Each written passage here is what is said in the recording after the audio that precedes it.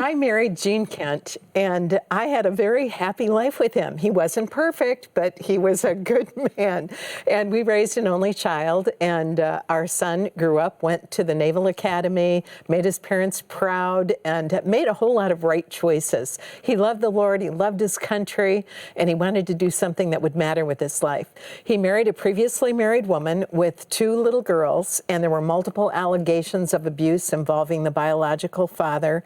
And during that first year of marriage, the biological father only had supervised visitation, but he'd been behaving well, and it appeared he was going to get unsupervised visitation, and something snapped in JP's brain, and he wound up doing the unthinkable. We got a middle-of-the-night phone call 1 year into their marriage telling us that our son had been arrested for the murder of his wife's first husband.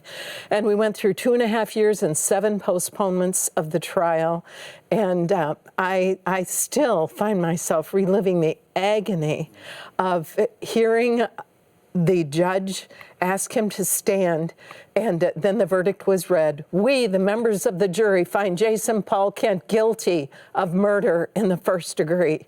And I still can hardly get through that. Florida is a state of mandatory minimum sentences, and that's where we live. And so we instantly knew what the sentence would be because the death penalty had been removed. And the judge said, I sentence you, Jason Paul Kent, to live out the rest of your natural life in a Florida state penitentiary without the possibility of parole. And the gavel came down, and the news media was there, and I could feel the camera zooming in on the weeping mama. It felt like the worst invasion of privacy of my entire life. I could hardly breathe. And we got back to April's home, and I just remember holding each other and weeping, and the phone rang. And it was Jason. He said, Mom and Dad, when I got back to the jail, they brought me back to the faith-based area of the jail. And he'd been there so long, he was now the cell coordinator in the faith-based area of the jail, and many maximum security inmates had come to faith. And he said the word of my conviction and sentencing had already reached there. These big old maximum security inmates were sobbing, and they said, Jason, if a man like you got a sentence like this, man, there is no hope for us. There's no hope.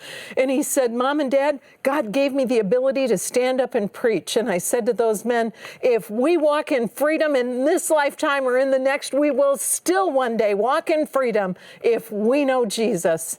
And I knew he was going to be okay. His prison became his pulpit. It has. And Sheila, I can hardly say this without tears. It's been 20 years. I've watched my young 25-year-old son grow to be a 45-year-old man now, gray along the temples like his mama should be, but it's just our little secret. That. Yes. The miracle still and my happens. secret is yours as well.